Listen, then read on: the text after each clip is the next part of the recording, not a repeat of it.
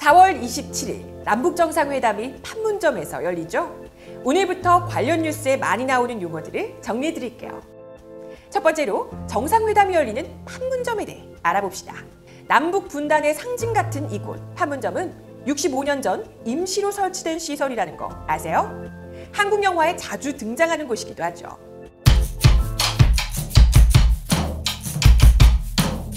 판문점의 초기 모습은 영화 고지전 도입부에 등장합니다. 자막에는 널문리라고 나오죠. 꽤 자세하게 당시 모습을 재현했는데요. 판문점은 한국전쟁 중 휴전협상을 하기 위해 임시로 설치한 곳입니다. 휴전협상은 2년간 진행됐는데요. 3년 전쟁 기간 중 휴전협상만 2년.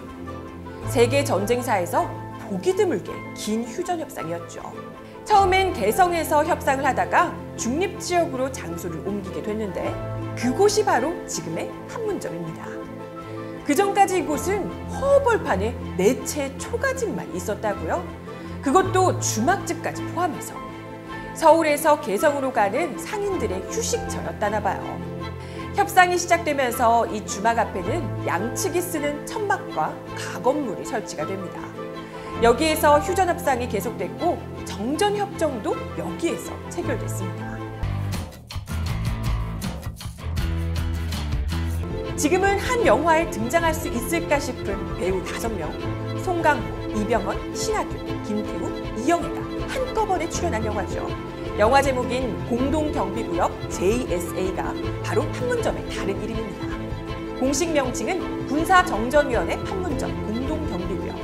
영어로는 Military Armistice Commission Joint Security Area 판문점, 줄여서 Joint Security Area, 더 줄여서 JSA. 앞에서 말씀드린 주막집 있죠?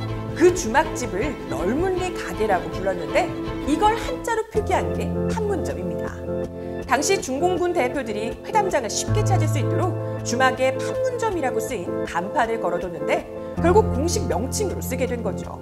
여기서 잠깐, 널문리라는 마을 이름은 마을에 널빤지로 된 대문이 많아서 붙여진 이름이라고 하네요. 판문점의 주소를 살펴보면 남쪽의 행정구역상 경기도 파주시 진서면 어룡구, 북쪽의 행정구역상 황해북도 개성특급시 판문점입니다.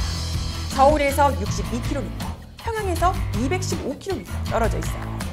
판문점은 보통 휴전선이라고 불리는 군사분계선 위에 있습니다. 군사분계선에서 남북으로 2km 떨어진 지점을 남방한계선, 북방한계선이라고 합니다. 즉, 남북의 군대가 갈 수 있는 한계 지점이죠. 동서로 248km, 남북으로 4km는 비무장지대, DMZ라고 부르고 군대가 들어갈 수 없는 곳이죠. 대신 판문점은 정전협정을 체결한 유엔군과 인민군이 공동으로 경비하는 구역으로 설정됐습니다. 즉, 남쪽도 북쪽도 아닌 구역이죠. 원래 판문점은 지금 위치보다 북쪽으로 1km 떨어진 곳에 있었습니다. 정전협정을 체결하고 포로를 교환하는 장소였죠.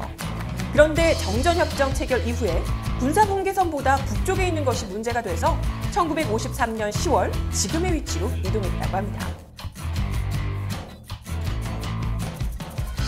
판문점 하면 파란색 가건물이 먼저 떠오르죠?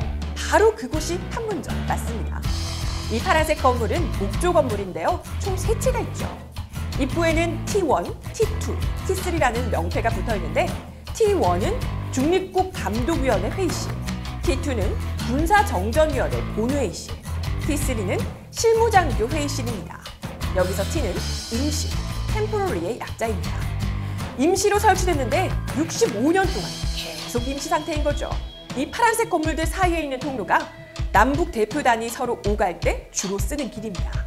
가운데에는 콘크리트로 되어 있는 군사분계선이 있죠.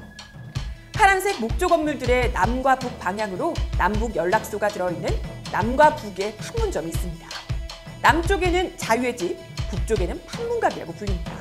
그리고 그 뒤쪽에 남북이 각각 건물을 하나씩 더 세워놨는데요. 남쪽에는 평화의 집, 북쪽에는 통일각이라 불립니다.